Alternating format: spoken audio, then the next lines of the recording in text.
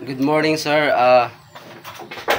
Ang first question sa answer is, how do monosaccharides produce acidic sugar?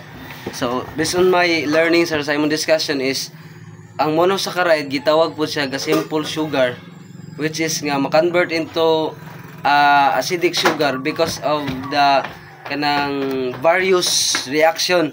No, ang usa nga reaction gitawag siya og oxidation, which is nga because of the kanang nagkalahi nga or solutions nga gimix into or gibutang sa usa ka monosaccharides, mo react siya through oxidation, which is nga ang sugar mahimo siya acidic sugar. Example sir is ang glucose. When ang glucose mo react siya sa mga solution nga example Tollens solution or the Benedict solution, ang glucose ma-convert into siya sa kanang acidic nga glucose. So sa number 2 explain ako sir unsa siya nga klase nga kuan acidic sugar. And ang number so sa number 2 sir is, what are the 3 acidic sugar that monosaccharides produce? So ang bisa mo discussion sa previous discussion sir is nasa tulo ka klase nga 3 acidic sugar that monosaccharides produce. So una is gitawag sa aldonic. So sa aldonic process sir is with once nga ang example sa glucose is butangan nimo sa solution or Tollens ba or Benedict solution, mo react siya didto lang siya mo react sa kanang mga gitawag na to nga mo react lang siya sir dito sa kanang or sa aldehyde nga mga group or sa ibabaw nga parte sa structure sa glucose. So once nga masagula na siya og kanang mga solutions is ang ma-produce niya nga acidic sugar, gitawag na siya o kana sa process nga pagkuan sa gitawag sa aldonic, because ang maapektuhan lang nga structure is ang mga aldehyde group, which is sa ibabaw nga part sa kanang structure sa glucose. So after sa kanang oxidation process, maka-produce na siya og aldonic sugar. So ang glucose matawag na siya nga gluconic after sa kanang oxidation process. So ang ikaduha sir is aldaric. So ang aldaric is both kanang sa top and sa ubos nga kanang group mapektuhan tungod sa solution. So gitawag siya sir og aldaric. So pag sample ang glucose mabutangan na sa solution, ang glucose matawag na himo na siyang glucoric. So ang last sir is ang algeric. So ang algeric is gaya na pag ang aldaric is ang top man ug ang ubos, ang sa algeric process sir is algeric acidic sugar sir is ang mapektuhan lang is ang mga molecule nga nasa ubos. So pag ang glucose once nga mahaluan sa solution, mahimo siyang acidic, niya ang tawag sa glucose na sir is glucuronic. So mo na siya. So sa number 3 is, what is the process involved the monosaccharides produce sugar, alcohol, and what catalyst involved? So the answer is involved the conversion of monosaccharides to sugar, alcohol. So ang process niya sir is nasa tawag sa reduction process nga because of the kanang gamit sa kanang catalyst, use of mga reducing agent nga gikuan. Example sa kanang reducing agent sir is kanang sa hydrogen gas.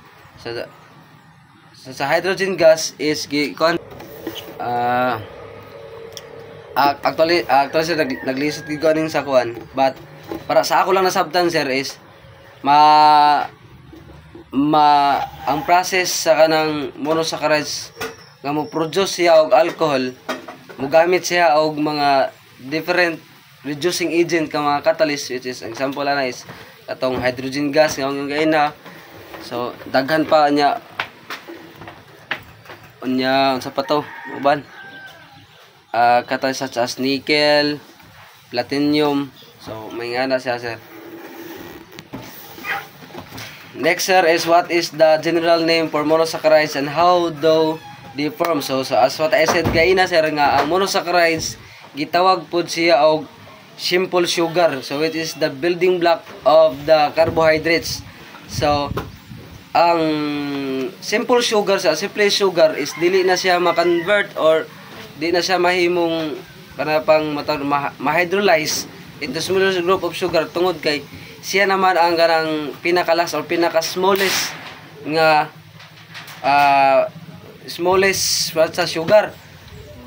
So kini pod siya is one of the source nga ginakuha na to para naka-energy magamit nimo sa imong paglihok-lihok sa imong lawas, and also makuha po nato ni siya sa mga fruits or sa atong mga ginakaon adlaw-adlaw. So sa process nga mabuo ang monosaccharide sir is with the help of the process of photosynthesis, which is the plants or the sunlight on the carbon dioxide water produced. So because of that process mabuo or naay mabuhat nga kanang monosaccharides nga glucose, which is nga mag-contribute siya nga pag ma-intake sa human mohatag siya og energy source sa atong lawas. So next question sir is monosaccharides can form amino sugar, explain how. So ang simple sugar sir ma-form into amino sugar because of the process nga gitawag siya og amination. So amination, so which is nga ang kini siya nga process sir is the conversation between the hydroxyl group or ang OH and the monosaccharide amino group, which is ang NH2 nga during that process amination ang hydroxyl group i-replace lang siya sa mga amino acid nga group or ang NH2. And sa next question sir, explain the significance of the superimposable and superimposable mirror images in the concept of chirality. So dire po sir sa ako pang giingon before during sa atong oral recitation is ang significance between the superimposable and unsuperimposable mirror images is kanang it is talks about o kanang distinguish the between the chiral and the achiral molecules, which is nga nagitawag nga chirality. This sa chirality sir, ang structure lang nga yang ikuan is because of nasa chiral center, but ang iyang molecule or lagi ang molecule dili ang iyang mirror images is dili sa imposable or unimposable. Pag ang sa chiral po sir is ang structure sa iyang molecule is dili siya kanang chiral kay wala man siya chiral, but ang iyang mirror images is superimposable. So next question is distinguish stereoisomers, enantiomers, disomers, epimers. So pag kanang intag stereoisomers is kanang isomers nasa same molecule formula and connectivity of atoms but different special arrangement. So pag mo kag enantiomers sir is ang enantiomers is a type siya sa kanang stereoisomers, which is nasa kanang same connectivity of atom but ang kanang ang chiral niya sir, ang chiral center is nasa ilahi nga tulo ka 3-dimensional arrangement sa iyang atom. Unya gitawag po ni siya og non-superimposable or unimposable isomers. Pag mo buntag decimers sir is ang decimers is type gapon siya sa kanang sa isomers o stereoisomers, but ang kalayan nila is dili siya same og connectivity of atom but still kuan gapon siya kanang unsuperimposable images. Pag nibutag epimer sir is sa based sa discussion is pag ang epimer is matawag nato siyang epimer if sa isa lang ka chirality o sa chiral center sila nag-differ, but ang sa the rest is pareha na sila.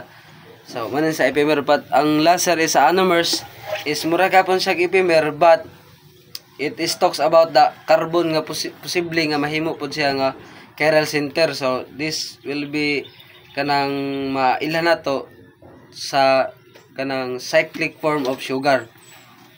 So how do determine the handedness of monosaccharides in both Fisker and Howard projection?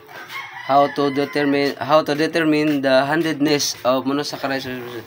So sa during sa discussion sir is sa atong discussion sa akong na-learn is ang Fisker projection ato siyang ma-detect ang iyang handedness through the Fisker projection nga if you're going to draw the kanang structure sa usa ka molecule sa Fisker projection, because of the chiral center ato siyang malocate if the handedness is nabasa right and yung handedness nasa left. So if we are going to locate the handedness or D ba siya na 1 or L, so because of the highest number of the chirality, example sa glucose sir is if you're going to draw the Fisker projection sa glucose, ang chiral center sa glucose sir is upat. So sa number 4 imong malocate kung D ba or yang sa glucose. So yung tanawon sa glucose is na siya sa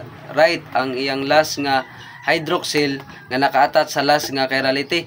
So for that nga structure malocate nato sir nga ang handedness of that glucose nga nasa right ang OH or ang hydroxyl group, matawag nato siya nga D-glucose. Pag sa Howard projection sir is actually kanang nako gamay kalibog sa Howard projection, but bisa ang understanding how to locate the handedness is through the hemiacetal group, no? Kung maina to alpha ba or beta through the hemiacetal group. So last question sir is what are the classification of carbohydrates and how they classified? So based sa atong previous discussion, itong pinakauna discussion sir is ang monosaccharides na sa nagkalalahi nga kanang ang carbohydrates na sa nagkalalahi nga classification, which is nga na ay monosaccharides, disaccharides and polysaccharides. So ang monosaccharides sir tawag po na simply sugar nga diha maka na to nga isa lang ka sugar ang present ana nga saccharides. So pag unsag disaccharides gitawag po sa double sugar nga it is a combination sa mga two molecules o two sugar o two simple sugar, combination of two simple sugar. Example ang glucose and galactose, combine sila. So pag disaccharides matawag na siya og lactose pre no, lactose. And sa mini sugar or ang poly sugar, so mo ni siya ang ganang kung ang di or ang double sugar is a combination sa two sugar, simply sugar.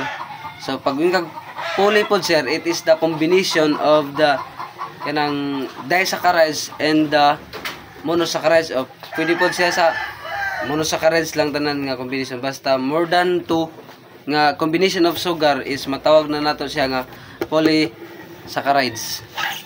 So, more to siya sir. Thank you and God bless.